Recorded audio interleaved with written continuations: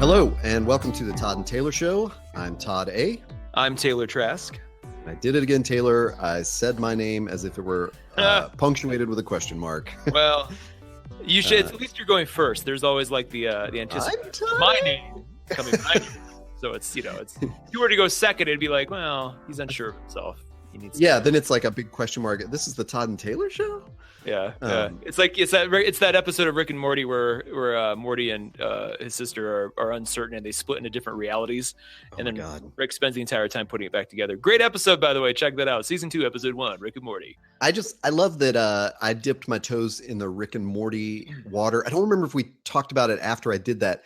And then I was kind of like, I don't know about this show. And then you just went like full blast, like dove into the deep end of the pool. Yeah, and totally left me behind. So I have not seen that episode. And you've got to, with that show, you have to dive in. Like there's no way around it. And it's funny too, because I dove in when I was sick on the couch for 2 weeks. And I was just like, man, I've been putting this off. Let's just go. And I know what it was. There was a couple compilations, like fan-made compilations on YouTube where people have taken like the 10 most ridiculous moments, the 5 WTF moments of Rick and Morty, the this, the that. And it's like, I started watching those and I was just like, I've got to watch this. There's too many amazing things happening here for me to just pass this by. Did you start with the transcript from the Georgia courtroom like I did? No. That came along. Oh, you know what? So I watched part of that. I was like, well, that's interesting because I knew the voices a little bit too. So I got a little sense of the humor. I didn't watch it all the way through. Then I watched those WTF videos on YouTube or just the compilations. Then I started watching.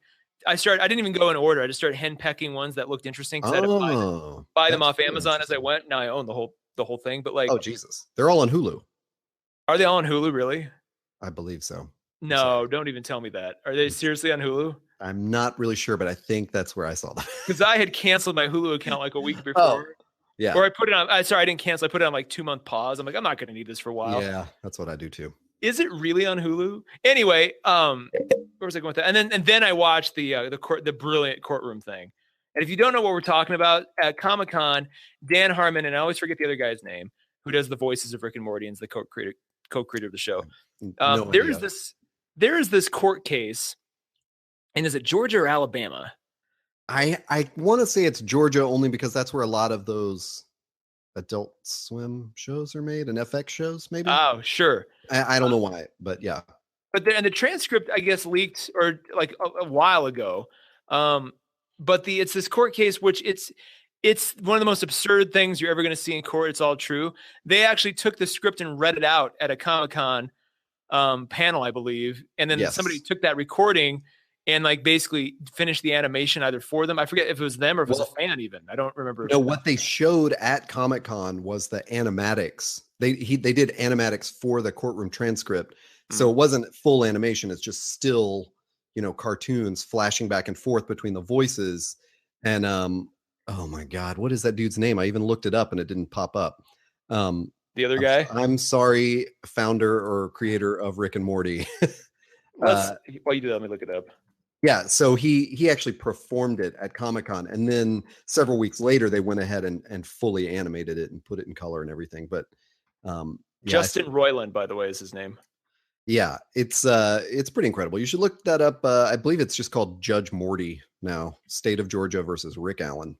And son of a bitch, the whole thing's on Hulu. Of course it is. I'm so sorry. I own it on Amazon anyway. It was a good investment. I've watched each episode at least 6 times by this point, so or I've had it on in the background. But no, it's that courtroom thing is hilarious. And then lo and behold, was it last night or the night before? Adult Swim actually aired season 3, episode 1. Oh boy. Yeah, and it just sort of out of nowhere. It was kind of like an April Fool's joke on one of their other shows, I think, to like keep I know what it was. Samurai Jack was coming back, and they kept delaying the airing of Samurai Jack the whole night by airing like the Rick and Morty season 3, episode 1 thing. And so the rest of season 3 doesn't come out until July. So oh my God. So they were just literally trying to piss off Samurai Jack fans. They were just trolling everybody with it. Yeah. I love that they kind of like, it has allowed Adult Swim to really sort of re-engage their weirdness. Like, it's almost like when they started, remember back when Adult Swim ran episodes of Family Guy? Yeah, that's all I think about when I think about Adult Swim is like a bunch of boring cartoons late at night. But that was like, I think 10 years ago is when they sort of redid their like branding and everything to like the more irreverent sort of Vice-like stuff. And then it's funny that Rick and Morty sort of like really doubles down on that for him. It's like, this is the logical conclusion of that behavior, is to have this show. Boy, we really jumped into the deep end on talking about being in the deep end on Rick and Morty.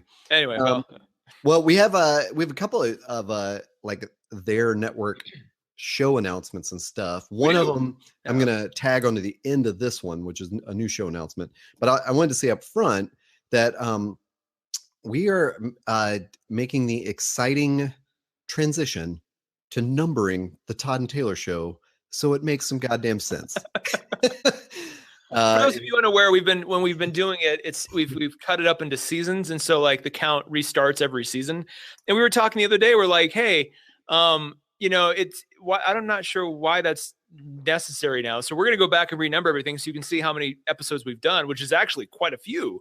Yeah. And it'll be more interesting, and we can like celebrate the 100th episode and all this kind of stuff. And it'll be episode 0 to wherever we are now. It was all cute until we've tried to do like if we ever mention a conversation we've had before, we try to refer back to that episode. And I've noticed the past few conversations we had where I'm like, I don't know, it's somewhere in season 2. Yeah, or maybe 3. I can't even remember what season we filed it under anymore. So this is really, although hopefully everyone will enjoy this, it will really help us out because we'll be able to go, yep, in episode number 20 we talked about this. So that will be happening this week with the publication of this here episode that you are listening to right now in your earballs. That's right. But I guess outside of that, what are we talking about today, Todd? What's our topic? We're going to talk about Ghost in the Shell. Oh, we're going there. We're doing it. Yeah, I've got so much to say about this this whole franchise. It's exciting. So I wanted to start with trailers, just as trivial mentions. Mm-hmm. I saw the new Guardians of the Galaxy. I had not watched it online. I don't even know if it was available until I saw it ahead of Ghost in the Shell. It's of course super fun. Just like the other two Guardians, like they can just put a trailer out every month and I would be pretty happy with Guardians of the Galaxy. They just keep the franchise up with just trailers. Yeah, you wouldn't even need to see the movie, just cool clip stuff and like stuff. Because there's always like fun interaction between the characters and it's gonna be hilarious, by the way, if like Nebula and Gamora, like if Nebula doesn't join the team at all, and this is all just like shot for the trailer just to throw people off. It's just like Nebula's not part of, because you always see her as like the newest member outside of like Yondu. Wait. And you're like, that's weird, but it'd be hilarious if they're like, yeah, that's not even a real thing. We fake shot half the movie. Here it is. Well, that's because I guess there is something in that in the new trailer where Drax is like, we're all friends here, and then he looks at Nebula and he's like, except her. Or something. Yeah. But we do see Kurt Russell at the end. He introduces himself as Star-Lord's father, and he looks just like I'm Ron Rico. I wish he had been like, I'm Snake Plissken. I'm your father, and he had like an you went Snake Plissken. I went Ron Rico. I went a little deeper. Is that Captain Ron? Yeah. Okay. So, but yeah, I mean, I was kind of underwhelmed. I only note this because you and I have previously talked about what are they going to make him look like. Yeah. And anyway, I think they're saving that for like there's got to be something. James Gunn said it was the most expensive digital shot ever produced so far. Oh, okay. Because that was the least thrilling part about that trailer. Like, who gives a shit? Nobody watches this movie going, who is Peter's dad? Nobody cares. Well, let me give you a quick little thing to think about. Like the theme of this movie was supposed to be like family. And so imagine like Peter finds his father, Nebula loses her father, like because Thanos is her, sort of surrogate father. Like, Nebula rails against her father. And so like to pull Thanos further into the mythology, which they're going to have to start doing moving forward. Otherwise, no one's going to give a shit about Infinity War. They've got to start pulling him further in. I wonder if that's how it's all, it'll be interesting to see how that all fits together. Yeah.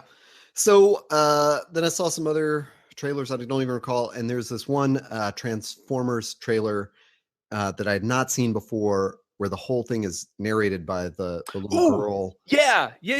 That's with Marky Mark. And it's a really very cool way to do it where, I mean, it's just such a cool monologue, but from this girl where she's like, oh, they say I fight like a girl and I throw like a girl. And, the whole time it's like cutting to her, like throwing a grenade at a Transformer and like running straight up to another Transformer. And, then at the end, she's like, yeah, I fight like a girl. and then she says something like, wouldn't you, or don't you, or something like that. Yeah. And it's like so cool and powerful. And in my head, I'm like, what a waste, because I don't want it. Transformers is fucking ridiculous. Yeah. It was so senseless, like the whole trailer that's going on behind her. But I only mention it because whoever that actor is, I want to see the next thing she does. Totally. Well, she's like the girl from Logan. Like she's of the new generation. She will be like the new Natalie Portman or Scarlett Johansson at some point. We'll look back and go, remember when she was in Transformers? What a genius segue you just performed. Yes, Scarlett Johansson. ScarJo. I thought we'll just herself. Sorry. We might as well intro into Ghost in the Shell with the whitewashing controversy. Yeah, let's just get that out of the way away. And for those, let's explain what it is, because there might be the stray listener who's not aware of what this controversy actually is. Yeah. Scarlett Johansson is the lead. Well, this is the Ghost in the Shell is based on a very popular and classic anime, is manga and just anime movie from like 95, right? The manga is from like 91, I think is when it was published, and then the movies, I want to say 96. Damn. Okay. Why did I not look? It's been about 20 years. Give or take. And I think the problem is this is a movie made by Japanese people, or I guess you can say Asian people if it encompasses more. Made by Asians for Asians, with a very Asian centric like motif in terms of the locations, the costumes, the way the world works. And then to take the lead, which was a strong Asian woman, and replace her with Scarlett Johansson has caused a lot of consternation, as you can expect. Now that's where my knowledge of it ends. I don't know enough about Major as a character, that's the lead character. I don't know enough about Major to know if the character allows itself for a gender ethnicity change, or if that's just it doesn't matter. Well, so we I'll intro to a callback to last week or our last podcast where we talked about Iron Fist briefly and a similar whitewashing controversy there. Although in that case the original character, I guess, is white, but the controversy being like it's clearly like you're borrowing from Asian and Asian American culture. Why not take the opportunity to make this character a little bit more interesting?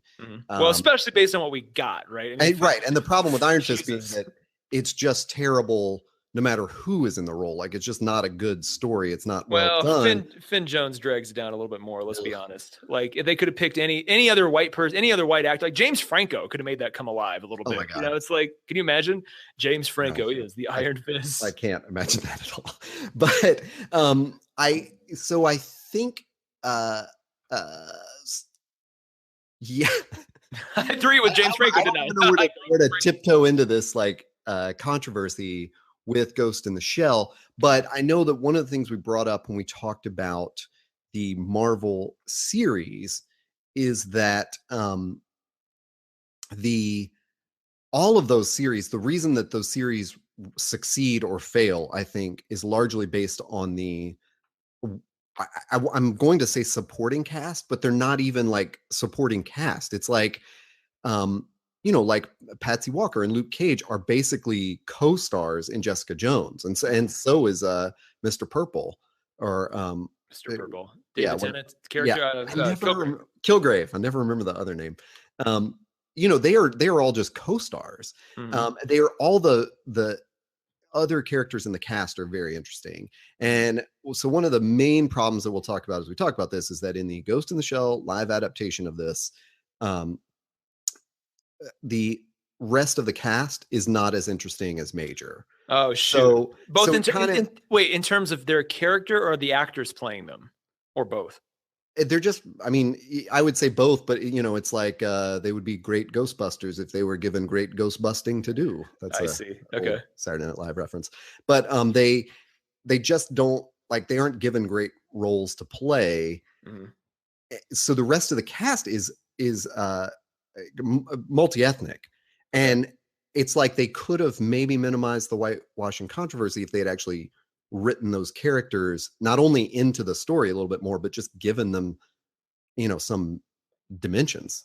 Sure. So, but I have a theory on this, and this is why I don't want to fall too down like too far down a stupid rabbit hole here, but I did want to throw this theory out there because one of the things that keeps coming up is that when this controversy kind of arose, I don't know if it was literally offered as an excuse or if the director said this or the production company, but the word got out that Scarlett was chosen to star in this because she was, quote, bankable, you know? Mm-hmm.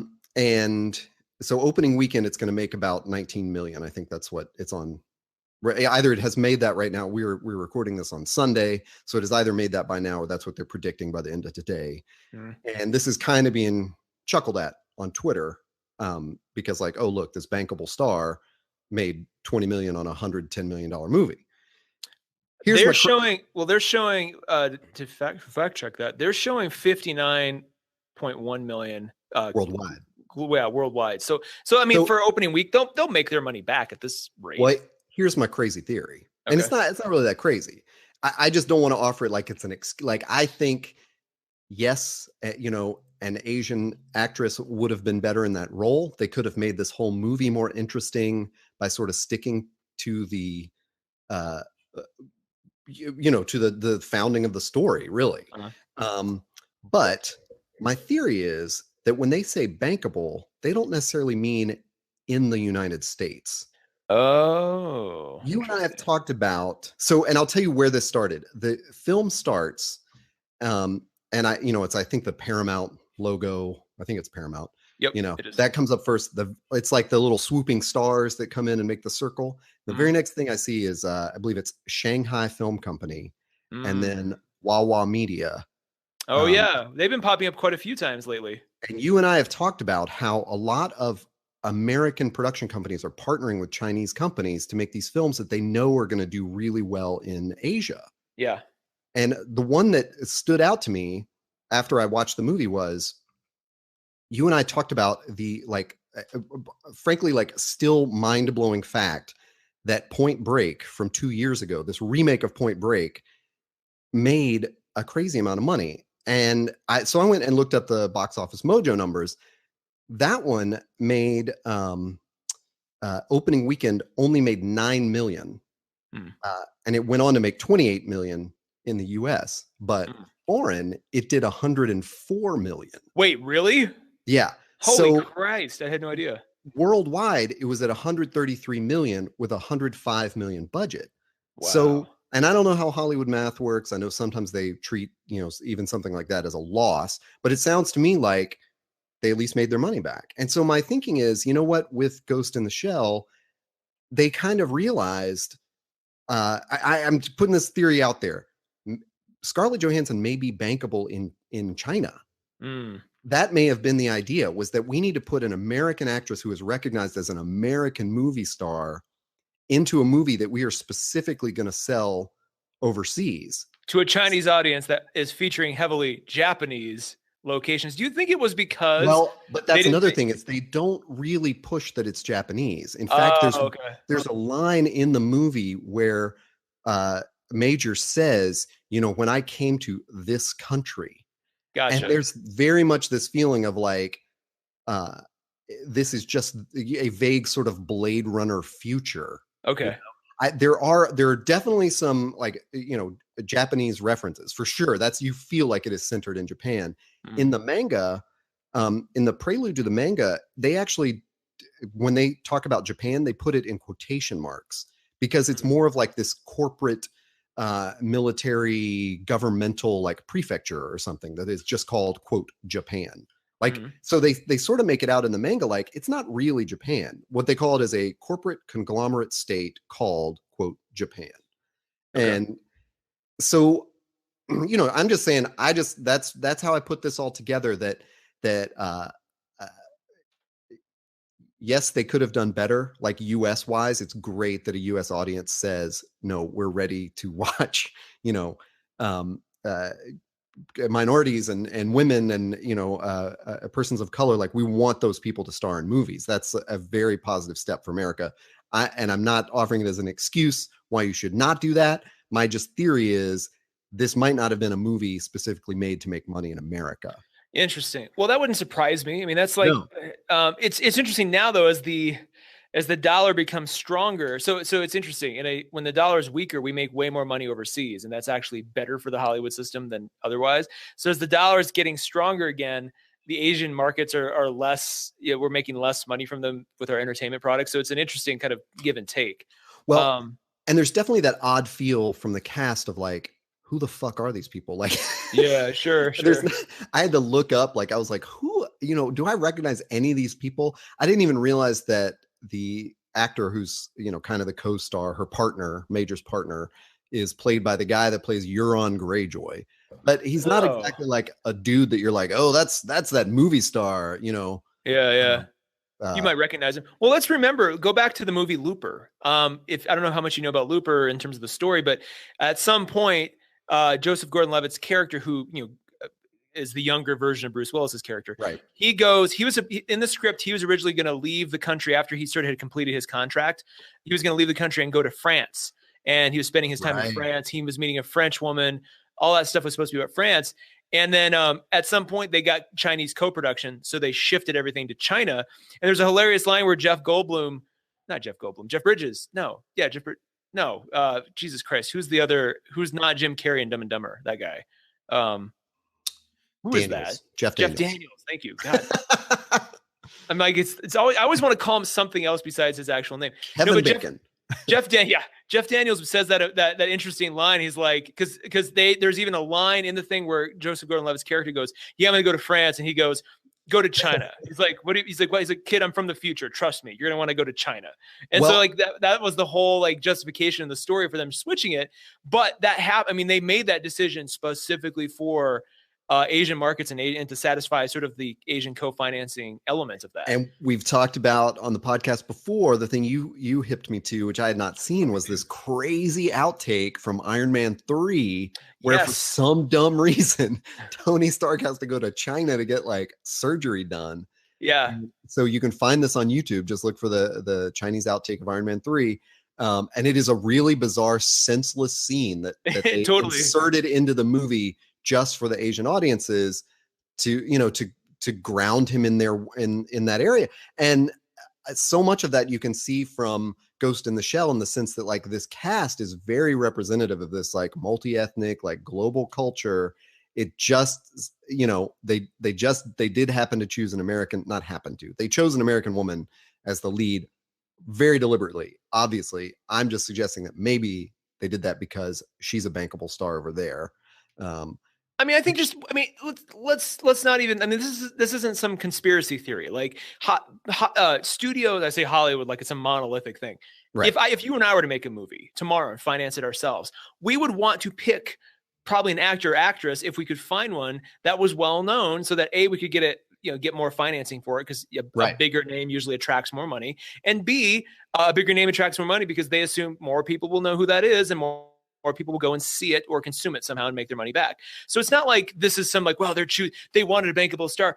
I think we've gotten a little too spoiled with some TV where they don't, a lot of the best TV in the last 3 or 4 years has had people we've never even heard of who became stars through the release of the show, but started off like, like all the kids in Stranger Things. Like, you didn't know who they were beforehand. They didn't like go and pick like that A-list, Hollywood kid who's like, he'll be in Stranger Things.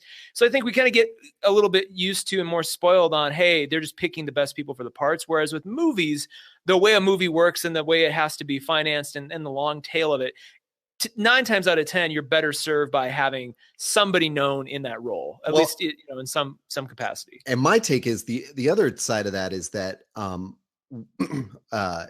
if this were like an American movie, if this were really a case of like, the Americans came in and they Americanized this movie to make it American, America, the cast might have been, possibly would have been just as diverse, but I bet you would have recognized some of them.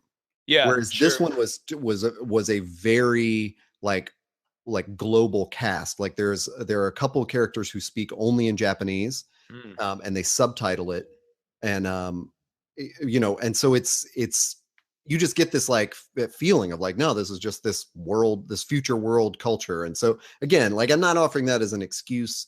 I think it's wonderful to honestly, one of the ways this came up in my brain was I was playing that game of like, what Asian or Asian American actress would I have liked to have seen in this role? And my brain jumped to her name is either Fan Bingbing or Bingbing Fan. It is listed both ways on IMDb. She was the star of The White-Haired Witch, which I raved about in our Magic Ninjas episode. Yeah.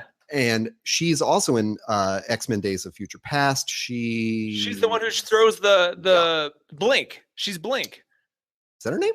Yeah, because she throws like the portals that appear. She's kind of like the mutant who does the like the game portal. She does that with her hand and without instead of a gun. That sounds correct. She was also in Iron Man 3. Speaking of Iron Man 3, she was one of I know, and that popped into my brain. So I obviously already had that Chinese financing of American movies on my mind before I saw this because I was thinking of Fan Bingbing. And anyway, like I said, I feel like that's dealt with. I would like. Let me ask you before we move on.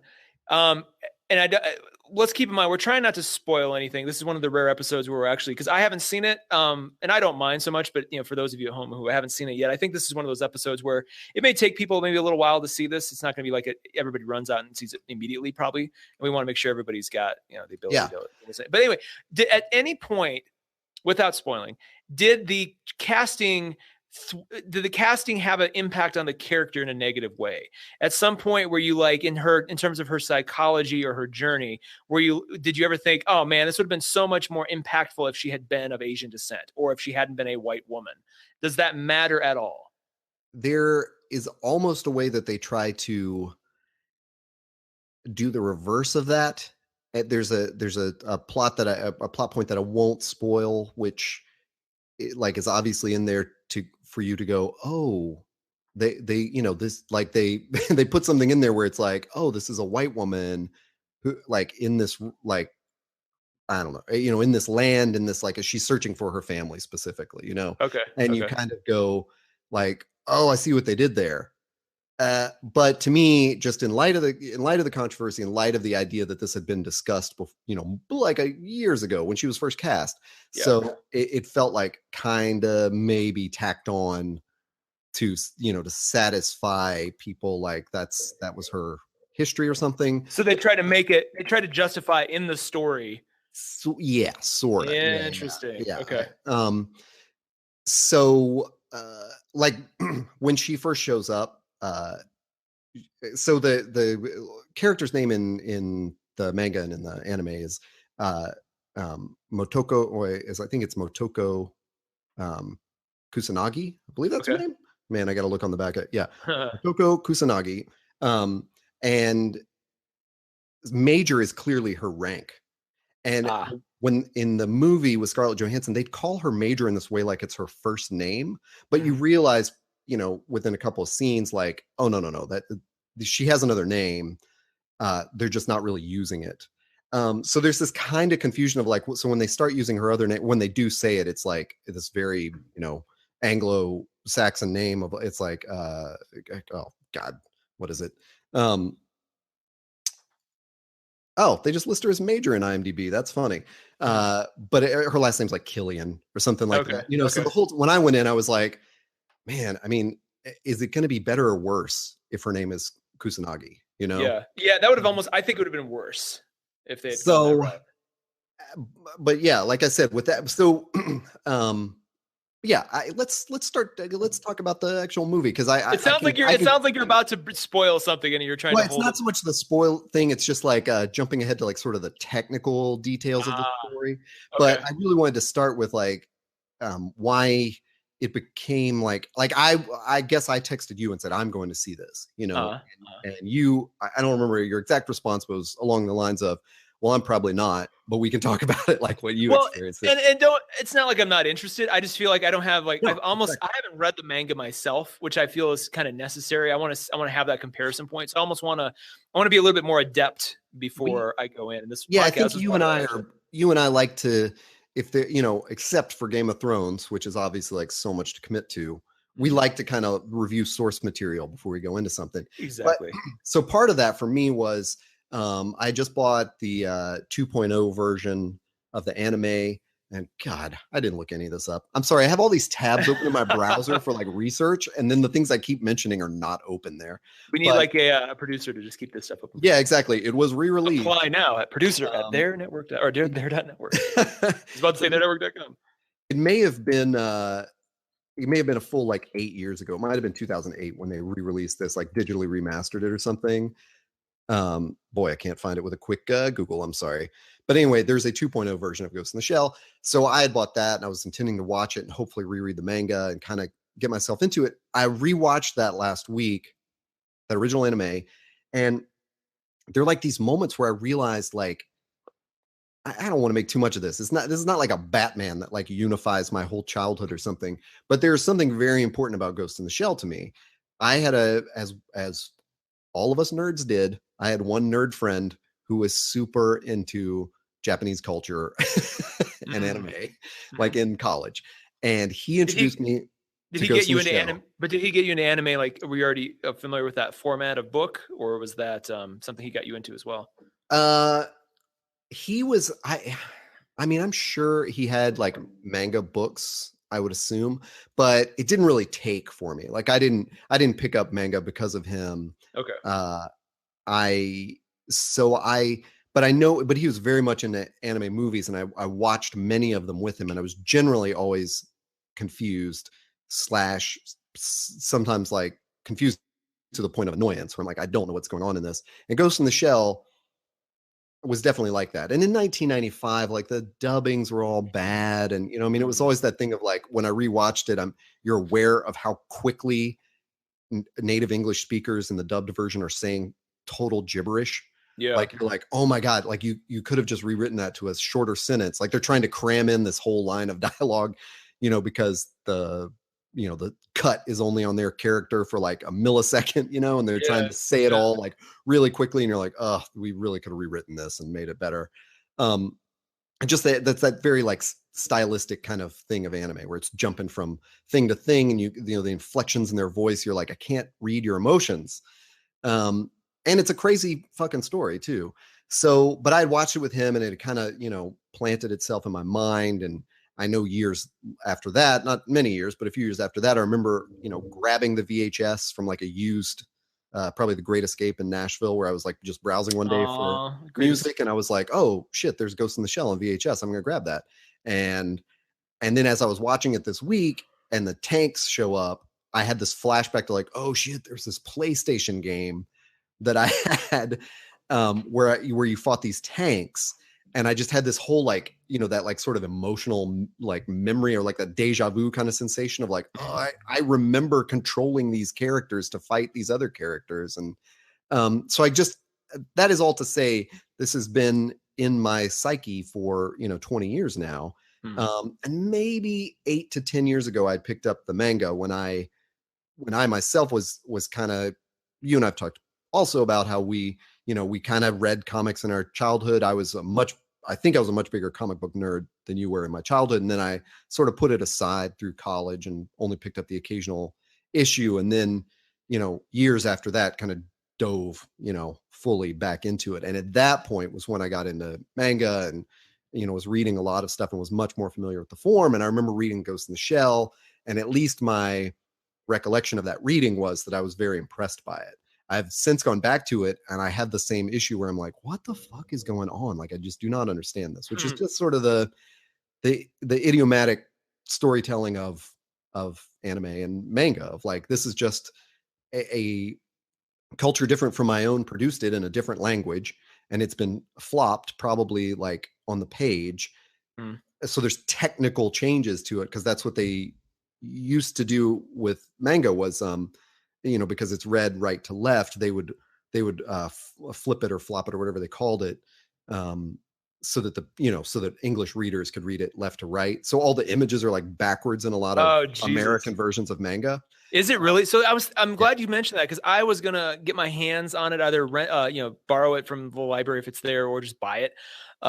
It's a beautiful version from Dark Horse, and I'm actually the one I have, and I'm actually surprised that I would be surprised if Dark Horse doesn't have a non-flopped version, because Yeah, I have the 2004 reprint of it. I'm looking at But right that now. but that is left to right. It's not the traditional manga. Mine is left to right, but Dark Horse has since then, with the growing interest in manga, like over the years, does put out unflipped versions of this. So my favorite manga in all the world is this thing called Gunsmith Cats, which if I have not mentioned on this podcast has been terrible, but I've probably mentioned it in like all our comic book episodes. I don't recall that actually. This might be a first. And I have issues of the original like Dark Horse version of it where it's left to right, so probably around the same year. And then I have the omnibus editions from like 2007 and 8 or maybe 2006, I don't know, whatever. And it's back in the right to left format, and it's just freaking beautiful. And anyway, so sorry. So there's just parts of the storytelling that are difficult to get into as a Western American reader for technical reasons and just for like cultural reasons, and Ghost in the Shell is this thing where they're imagining this, he's imagining 100 years in the future because he wrote it in the early 90s, and it's about, I think, 2092 or something like that. Maybe I'm wrong. Maybe it's just 2029, but it's, it's in the future. It's a futuristic book, and it's talking about networks and things like that. And it's, and there are these cyborgs, and enhanced individuals who all have sort of like some cybernetic, pieces and stuff like that. How similar to Blade Runner's world is it? I mean, could these coexist in the same universe? Oh my God. I'm so embarrassed to say that I do not really remember Blade Runner. But it's very similar to me. And I really did like the look of the movie. The live action movie is definitely like huge nods to Blade Runner, but also these just some really beautiful shots, which are straight out of the anime. Where and I dig that stuff. Like I'm into it. Like I'm into sort of funky. Oh God, I can't believe I used the word funky. But like just that thing of like where you're very aware this is unreal looking. Sure. Like Speed Racer. Gotcha. I can't really stand Speed Racer, but it's but it's stylized in that way where you're like, oh my God, this is totally like this car had to have just been painted onto like this with pixels. Yeah. Like the polygons are strong with this one. Okay. So yeah. So anyway, did I cover my first point of like I have this long history with it? Yeah, you didn't totally understand it, but I have not seen any of the sequels. There are several movies, possibly even a series that were kind of like straight to video sort of stuff, and a lot of those are on Netflix. And honestly, just because I had this vague memory of the original movie, I've never gotten into those because I'm like, I don't remember like loving it. Yeah. It's only over this past week where I've kind of jumped back into the stuff where I'm like kicked up the interest in my mind of like I may go back and watch those just to see how they do. Yeah. Well, I mean, so here's the question. Do you know, are all the sequels based on do they have manga counterparts, or did the animated movies go in a different direction? I have no idea. Does the movie you saw in the theaters allow for multiple movies to be made? Should that ever be useful to the studio? Like, is it a self-contained movie, or does it open it up where you could go, oh yeah, there could be more? There could be more. Comfortably, or like is it a stretch? It's I think the just charitable way to say it is like, boy, I hope not. Okay, all right. They would definitely, I think, lose something with every additional. Gotcha. Like a photocopy of a photocopy. It's not. So that is a good place to just sort of jump into the mythology and everything and talk about that. Like it's not. My argument would be, and I will try, even though we've already talked a lot about this, my argument would be that people, if you're at all interested, see it somehow. Yeah. You don't necessarily need to see it the way I did in IMAX 3D, although that was fucking awesome. Was it worth it? If I had the choice, would you recommend that over just a regular 2D showing? I think so, because there's so much of the tech they use is like a 3D holographic thing that you really see the tech working that way. It's actually the opposite of most 3D that I enjoy. Usually the 3D that I really enjoy is where the depth goes inward and not outward, where the parallax is like towards the screen. I think I'm using that word correctly. I always like it when it's like The Martian. I've brought up before, like in the dust storm in The Martian. You see this like distance with the dust, which is very incredible. Whereas in this, it's definitely like stuff coming at you, and you're still getting that depth, but it's like, it's cool because it's like they'll open up a little holographic sort of, photo app thing where they're showing a guy like a picture of his daughter, and like on that little card that Major's holding, the face is coming out in the third dimension, and you're seeing that on the screen. Like, oh, that's very cool. But bear in mind, my general rule with movies is to go see it in whatever the biggest, craziest format that it is presented, because I want going to the theater to be like a big experience. Gotcha. That's right. And so, I honestly, I didn't know that it was in 3D or IMAX. So when I saw that it was showing in IMAX 3D, I was much more excited to see it. Like, I was kind of on the fence until I saw that. So maybe that tells you something. Yeah. So there's so basically the story of Ghost in the Shell, as much as I understand it and can explain it quickly, is that in this future where almost, all these humans are sort of enhanced cybernetically in some way. The Major is on this is where all the weird stuff comes in, where it's like, is she on a government squad of people, or like in the comic area, she's like, there's places where her division goes out and actually fights like government bureaucrats, and you're going like, well, wait, aren't they part of the government? Is this like is it like a SEAL Team 6 kind of thing? Like, is that it's so weird.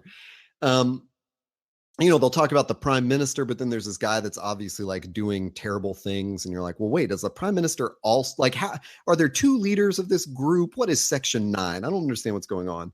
But basically what's happened is that Major, and this is also going to get muddy, but the ghost is the old human mind and memory that is in the new cybernetic shell. And so she is the and I keep saying cybernetic, but is it just, maybe I should just say cyberorganism or something like that. So she is a cyborg. So in the movie, in the live action movie, she is told like by actually the only other cast member you'll recognize is Juliette Binoche, which is totally crazy. Interesting. So she's this doctor that, has made Major into this, put her in the shell. And so basically there's like a government kind of conspiracy that's, geez, this gets hard to explain. Like that's made, has been enhancing these humans to be, of course, like military assets or intelligence gathering assets, or, some sort of law enforcement bureaucratic asset. And in the anime, and I believe in the original manga, they just talk openly about their ghost. Like, they're like, that's just kind of my ghost kicking around in there.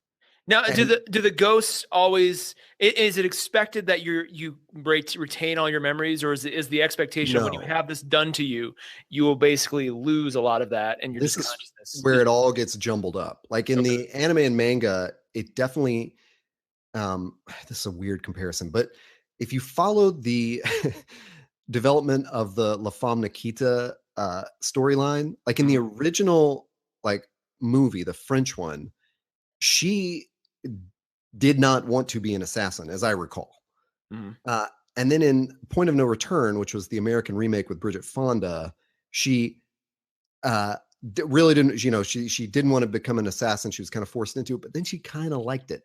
It was like kind of kicking ass with it. Then by the time they made the TV show, she was basically like a superhero or something. Yeah. Like, what the fuck, man? The whole tension of this story was that she was kind of turned into an assassin against her will, and how she was buckling against her corporate masters and stuff.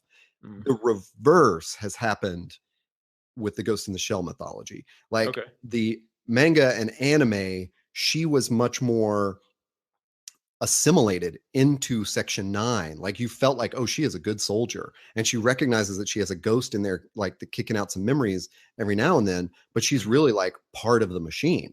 And what's what she's doing is like in that she's pursuing the puppeteer, who's this person who's like a hacker who just sort of lives in the net and inhabits different cyborg bodies and stuff like that, and his and is, you know, on this sort of I don't know what you would call it, like I guess it's like a hacking crime wave, like he's basically just hacking the other cyborgs.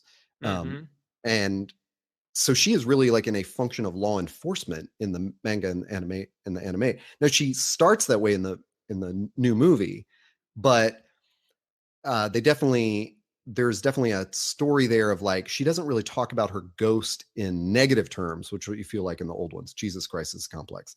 She talks about her ghost like, I kind of have these memories of my life before this body, you know. And so there's a thing where she tells the doctor, like, I'm getting these glitches, and the doctor's like, well, look, I can see it in your code. Like when I read your code, I can see that there's like code that has a different texture. I'm just going to delete it.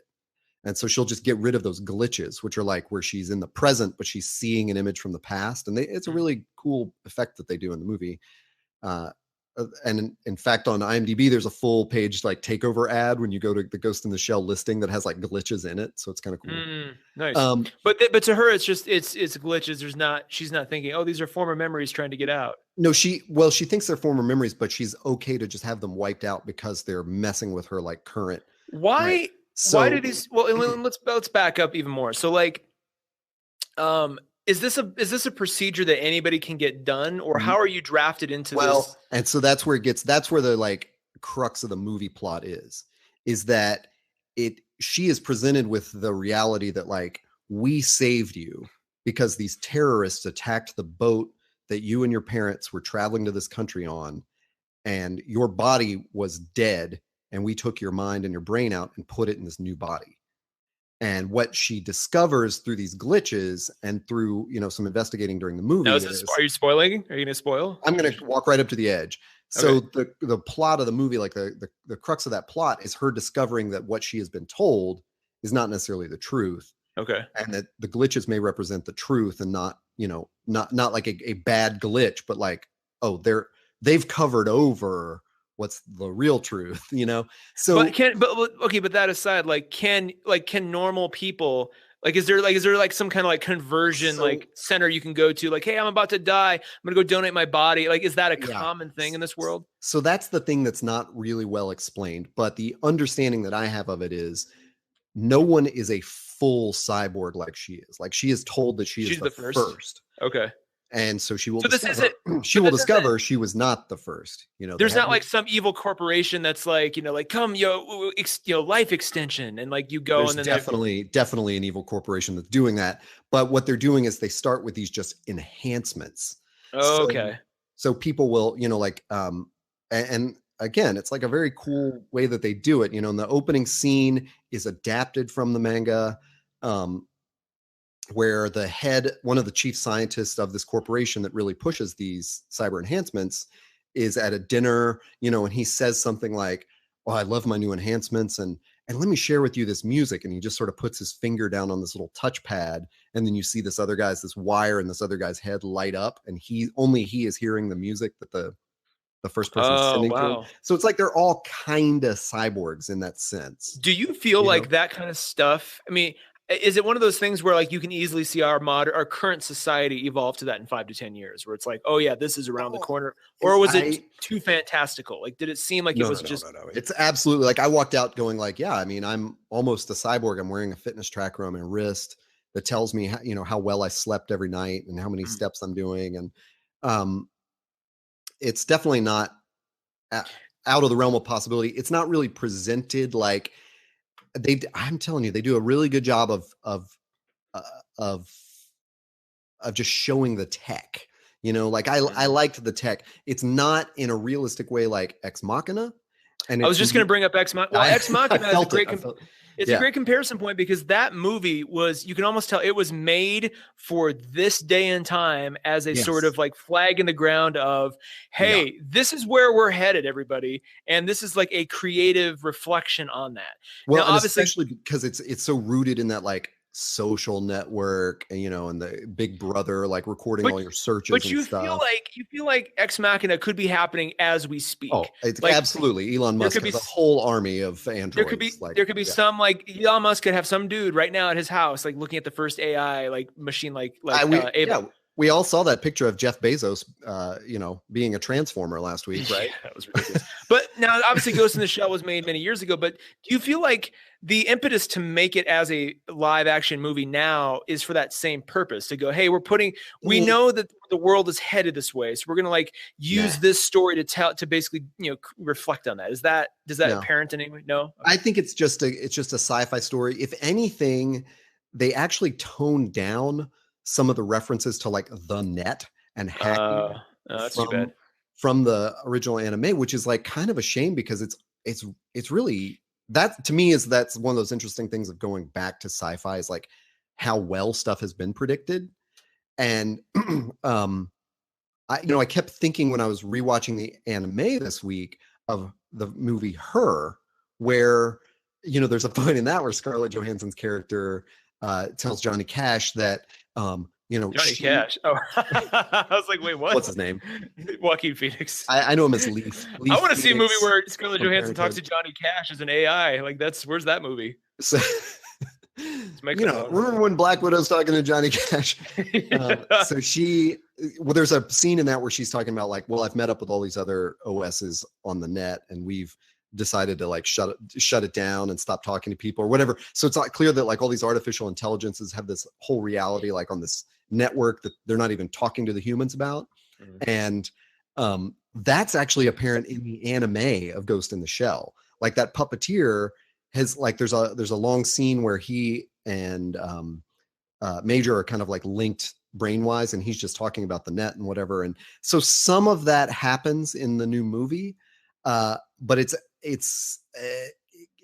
almost not as literal as it used to be, as it was in the first ones. And that's kind of a shame, because that predictive stuff from the first one is like fascinating. I feel like but it almost seems to me like, why make it if you're not going to go down that road of using it as a commentary vehicle? Well, why not actually go down? It feels like it would be much more satisfying to be like, oh shit, they're dusting this off because it's more relevant than ever. That's probably a great lead into like the main argument I'm going to make, and then you can ask me some questions and we can just shut down the show. I mean, no, we're like at an hour right now. Oh, shit. So that's good. So, my main argument for this is we see so many bad sci-fi movies, and in that I'm including like the superhero genre, where our main complaint is we just don't care about this character.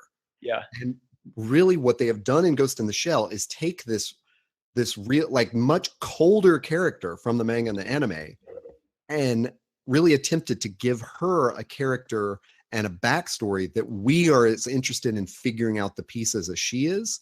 Now, they're not super successful with that, but there are a couple of little turns in it where I was into it. Nice. Like I was like, that is great. Now there's one big important character thing that happens way too late in the movie. It doesn't happen so late that I did not care about her. It's just that it almost would have been fine if they had shown that turn as like a glitch or something, like really early on about her childhood, like if you had seen a sort of fully developed glitch way back then, and it would have at least prepped you like, oh, well, next time we see this, this landmark, I'm going to know what it means. Like if they had done that much earlier in the film, I think you would have been even more invested in the character. But I'm just saying, this, my argument is like, we complain so much about sci-fi that where we don't care about the characters and it's just like a bunch of special effects and stuff. And they've really done a good job, in my opinion. And, it's not like A+, but it's a really solid effort at giving Major a backstory and a character that's interesting that she did not have in the anime and the manga. That's interesting. Okay, now I'm excited to really read the manga and then go in and see this afterwards, because it will be like, and they do. So this is not this does not conform with that argument, but it's just a piece of trivia. They do. I think they do a great job of departing from that. The main plot of the manga and the anime. They depart from it clearly. They go in a different direction, but there's so many cool little references where it's like, I think it would have annoyed me if I had seen like a shot for shot scene from the anime but the character was being developed in a different way. That would have been more frustrating to me because I would have been like, oh, that's just so, just remake them the anime, Yeah. But they do these cool little calls. Like one of them is that long trailer that they released, the long preview, really, where she's having the fight in the water and she's in her like holographic like camouflage. Her nude suit. Yeah. And that's straight out of the by the way, why does this nude suit not have nipples, but it has a butt crack? That's so weird to me, even though I get that that's how it looks like on the cover of Ghost in the Shell, the manga. That's what it looks like. But but there's don't make the mistake of reading Ghost in the Shell, the manga, like in a public place, like an airport, like I did, because there are lots of nipples in it and stuff. Anyway. And figure out who's friend and foe in an airport. Be like, hey, what do you think about this? It just looks so perverted when you're looking at like a comic book and there's like there's just some weird, I think there's like a prostitute scene or something. There's just some weird stuff where you're like, whoa, sorry, that's full color. Anyway, so they do some cool things. Like there's that fight that's in the water, but that character's not exactly the guy from, like they borrow pieces of character and pieces of the scenery and the tech, and they just incorporate it in a good way where it's like, I'm not hung up that it's not from the source material. And it's, it's like, I will spoil one small detail, which is the tank that is so freaking cool from the book and the anime is in the movie. Like the whole time I was like, if that fucking tank doesn't show up. No, is this the tank for the PS? The PlayStation game too, same one. Yeah. Because it doesn't have like tracks or anything. It looks like a spider. It has all these legs. Nice. Okay. And so I was like, oh, it's just so cool. It's got to show up. And then there's a scene like with that tank that is it's like the closest they get, the second closest besides the fight in the water, to a shot for shot from the anime. Wow. Where if you've seen it, if you're familiar with it, you're like, I think I know what she's going to do next. It's just that it works in the different story that they're telling. It's like, wow, they did it. Like, it's great fan service in manga terms. Like they're giving me what I want to see, even though they're telling a remix of the story. So anyway, that's my whole argument. It's like, when you think of Suicide Squad and what a fucking mess that was, like story wise, this is pretty coherent and not as messy visually. Now, it's not as like fun in some parts because it doesn't have this great cast of people that are all giving like personality, but it's still super entertaining to watch. Like I was into it, and I will probably end up like buying it. There are very few movies that I buy, but this is one I can see. I don't know. That's probably too much because like in 3 months or whenever it comes out, I'll be like, I don't care.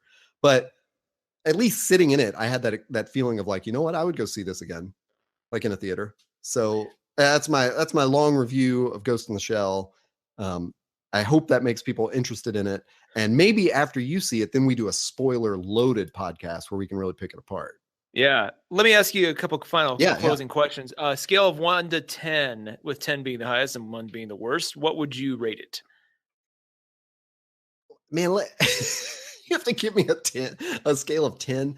It's like a 7, like maybe a 6.5, 7. Okay, that's why I gave you 10, because like I feel like I felt like a 5. I got more to play with. If you gave me a 5, I would probably say it's a 4, just because I'm airing up, Okay. But yeah, I mean, honestly, a lot of times we see movies and we go like, well, the bar is so low story wise that if the like kind of effect of it clears that bar, I'm okay with it. Like we've talked about the mess of Batman versus Superman and Suicide Squad, and even like Civil War, which has a real messy plot.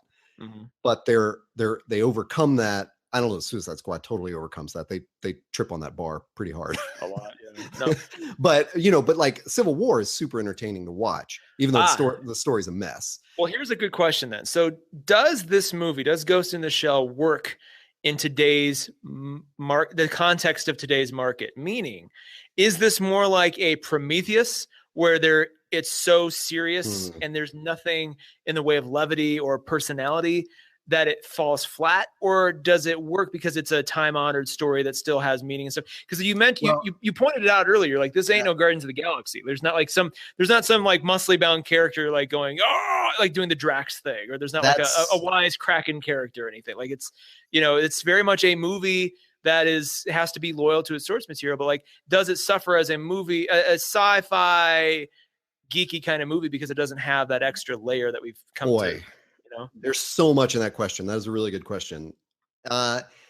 It's so I've gone back and I have not fully read the manga this week, but I've gone back to it when I was watching the movie last week. I was like flipping through the manga to like, because I was really interested, like scene by scene, what had changed.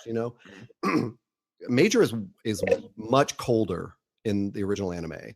In the book, she's actually much funnier and like spunkier. Like she has like real quips and real sort of tossed off one-liners and she's just kind of a cocky asshole. And in the anime that came out, she was very serious. And in this one, they definitely aired towards the seriousness. So even when I say like it's cool that they gave her for example, like the bad guy in Suicide Squad, whatever her name was, like that was just such a useless plot device. Enchantress? Yeah. She was just that could have been fully CGI'd. It almost was. They did not even need like an actor to stand in that place. It was just who cares? And maybe that's bad that I picked the villain of the movie full of villains, but in this, there's more than that. Like there's character there that you're interested in. They could have actually borrowed more from the manga, I guess is what I'm saying, and livened her up. Now I'm really curious to read the manga. Like that makes me really excited to see the manga. Like I'm curious because I should just, as a comics somebody who enjoys graphic novels, especially sort of time-honored ones or even foreign ones, like that should be in my collection regardless. But it's just like now I'm excited to see that because I want to compare. I want to see what they could have done, and more importantly, could Scarlett Johansson have pulled that off? Because sometimes she's very good at specific things, but then you give her some other things, and it's just like, I agree. It's weird. I'm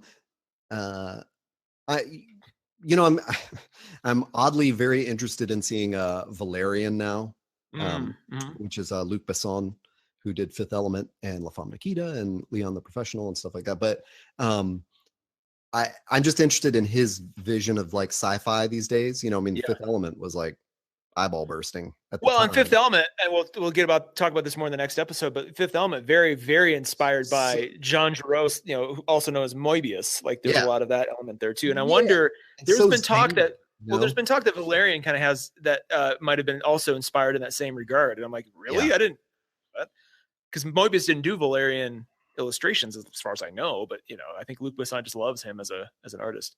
Yeah. And this is, Ghost in the Shell is from an English director.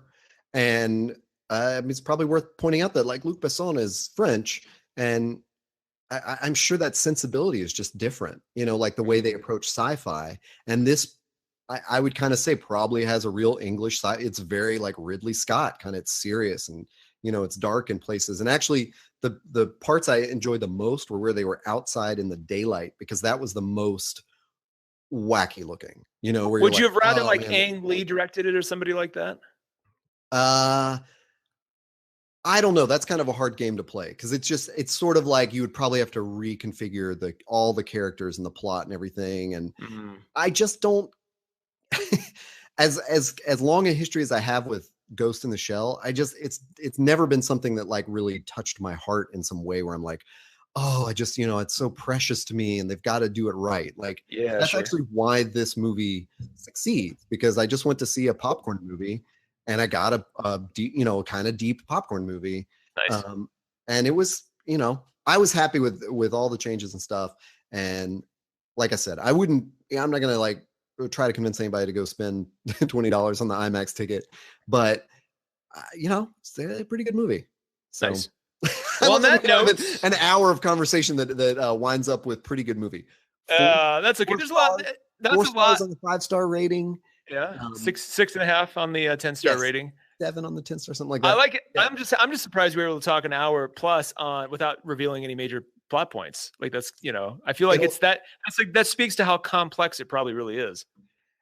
I wish it weren't that complex. And I wish they did some cooler ways of explaining the complexity from like, there is a way to translate like these weird ideas from the manga into, a more modern sensibility or whatever I want to call it, like a Western sensibility or something. I hate that that's probably what it comes down to, but we could have had like a simpler UX or something to explain this stuff.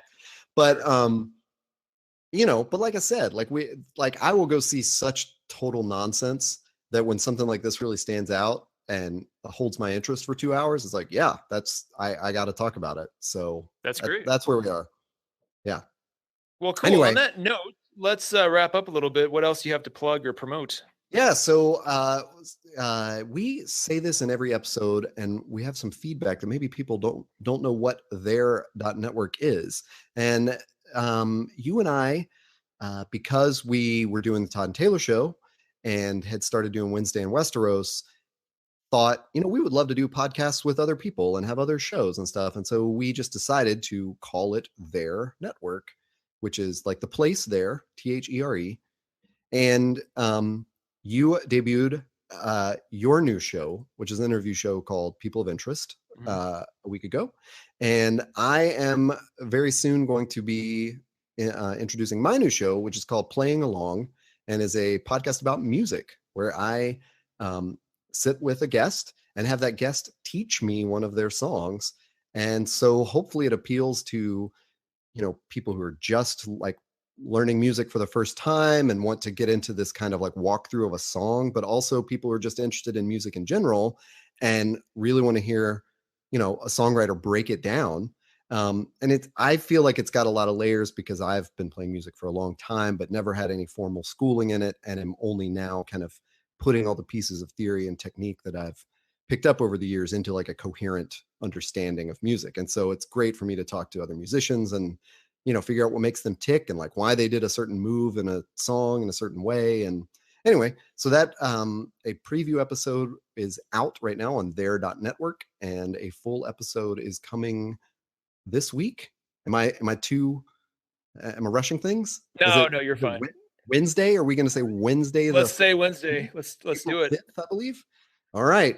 So check their .network for that. You can follow me on Twitter at HeyToddA. And where can people find you? On